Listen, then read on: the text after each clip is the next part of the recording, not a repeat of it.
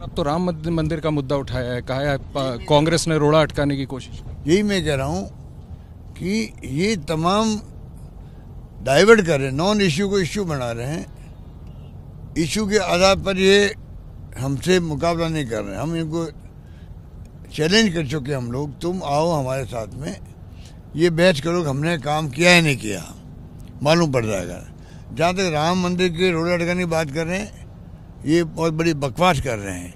मेरे पास आए थे आरएसएस के लोग, आए थे विश्व हिंदू परिषद के लोग, आए थे प्रधानमंत्री के जो निजी सलाहकार थे मिस्टर मिश्रा थे शायद, वो आजकल राम मंदिर का काम देख रहे हैं, उनका टेलीफोन आया था। मैंने इन सबको समझाया कि आप लोग इल्लीगल तरीका का पत्थर ले आ रहे हो हमारे यहाँ राजस्थान से, तो इल्लीगल पत्थर का मंदिर बनेगा तो वो पवित्र नहीं होगा, आपको लीगली पत्थर ले आना चाहिए। मैंने उनको सलाह दी।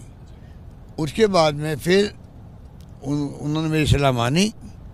बाकायदा फॉरेस्ट लैंड में आया था एरिया भरतपुर के अंदर, उसको निकालने की प्रक्रिया शुरू हुई। तो बहुत कठिन काम होता है वो, फॉरेस्ट से निकालना एरिया अपना आप में बहुत चैलेंज होता है हिंदुस्तान भर के अंदर। पर क्योंकि पीएमओ का मामला था, विश्व हिंदू परिषद का मामला था, उनको ही मेरे कहने से कार्रवाई करनी पड़ी। बाकायदा पूरी फॉर्मेलिटी हुई, पूरा सहयोग हमने दिया। वो एरिया फॉरेस्ट से निकला है, माइनिंग एरिया बना है, बंजी पाटपुर का भी और आसपास के एरिया भी। उसके बाद में पत्थर जाने लगा लीगली वहाँ पर। तो आप बता दीजिए, ये रोड अटकाने वाली बात थी या सही सलाह देने वाली बात थी? उसका आज तक जिक्र नहीं किया मोदी जी ने अपने भाषण में कि राजस्थान सरकार ने हमें सहयोग दिया इसलिए हमारा मंदिर टाइम पे बन पा रहा है। आज तक नहीं कहा उन्होंने, उनको कहना चाहिए थे बात। सर, आपको लगता है कोर इश्यूज पे राजस्थान की जनता, जिन मुद्दों की आप बात कर रहे हैं, वो उन्हीं इश्यूज पे वोट डालेगी, डाइवर्ट नहीं होगी? देखिए, मुझे विश्वास है कि इस बार जनता का मूड जो है रिपीट करने का है, पर मैं सबका तो नहीं कह सकता। कई लोग ऐसे भी हैं, तारीफ करेंगे कौन काम की, हमारी मुख्यमंत्री तारीफ करेंगे खुल के, फिर कहेंगे वोट तो हम बीजेपी को देंगे। ऐसे लोग हैं और मुझे ऐतराज भी नहीं है, वो उनका विचारधारा उनके पास में है और विचारधारा पक्के लोग भी हैं। ऐसे कांग्रेस भी मिलेंगे आपको। फिर भी आपको लगता है इस बार 156 का टारगेट टच कर पाएंगे जो आप कमीशन? तो देखो टाइम बताएगा, पर चुनाव में सगा रिपीट होगी ऐसा मुझे लगता है, और रिपीट होनी चाहिए।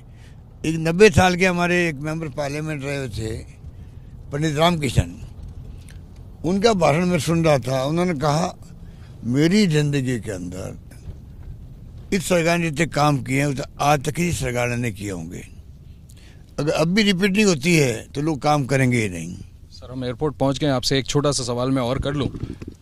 सर, कई और भी लाइक माइंडेड पार्टीज यहाँ चुनाव लड़ रही हैं, क्या आप चाहेंगे कि चुनाव के बाद जो भी परिस्थिति हो कम से कम वो साथ आएँ और बीजेपी को रोकने में आपकी मदद करें? मेरी मदद की बात नहीं है, मेरी मदद तो करनी चाहिए सबको, मतलब कांग्रेस पार्टी के साथ। पर वैसे भी मैं बताऊँ आपको, इंडिया गठबंधन का मजबूत होना बहुत आवश्यक है, देश हित के अंदर है।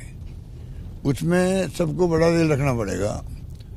हर एक अपने ईगो होते हैं, अपने राज्य की स्थिति होती है, अपने खुद के एग्जिस्टेंस का सवाल होता है, इसलिए सब लोग उस हिसाब से सोचते हैं। मेरा मानना है हालात जो बन गए कंट्री के अंदर, पब्लिक चाहती है कि विपक्ष एक मंच पे आए, इंडिया गठबंधन मजबूत हो, मुकाबला करे जम करके एनडीए गवर्नमेंट का। ये अवाम की ख्वाहिश है। सर, एक राजनीति से एक आखिरी सवाल अलग ले जा रहा हूँ आपको। कल वर्ल्ड कप फाइनल हुआ जिसमें इंडिया जीत नहीं सकी। मेरा सवाल थोड़ा सा अलग है। कपिल देव साहब को सर वहाँ जाने का न्योता नहीं मिला था। कई बड़ी बड़ी पर्सनालिटीज़ ने, राजनेताओं ने, सेलिब्रिटीज़ ने कहा कि उनको इस बात से तकलीफ हुई कि उनको न्योता नहीं दिया गया। देखिए, तो मोदी जी का वन मैन अरेंजमेंट था, उनका शो था, वो इन बातों में विश्वास करते हैं। खुद जाके बैठे, ब्लू माहौल बनाया वहाँ पर, और सबको उम्मीद थी, पूरे देश को, हमें भी उम्मीद थी इंडिया की टीम जीतेगी। उसी आस में हम दिन भर इंतजार करते रहे, दुआएं करते रहे, इंडिया टीम जीते। इंदिरा गांधी जी के वक्त में 83 के अंदर कपिल देव थे शायद, तो उस वक्त में सेलिब्रेशन बहुत शानदार हुआ था, प्राइम मिनिस्टर हाउस में हुआ, कहीं भी हुआ, इंदिरा जी खुद मौजूद थी। फिर 2011 में मेरे ख्याल वापस जीती है, धोनी जी थे।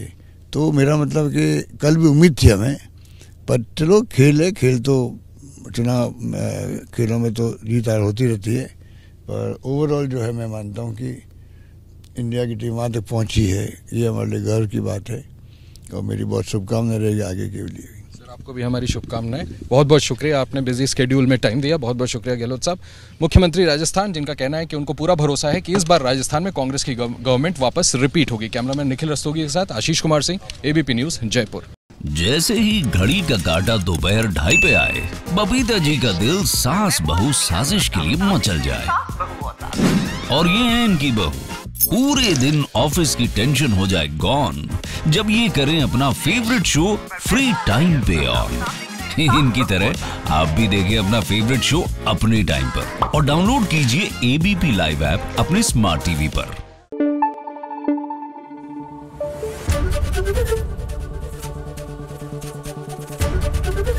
एबीपी न्यूज आपको रखे आगे।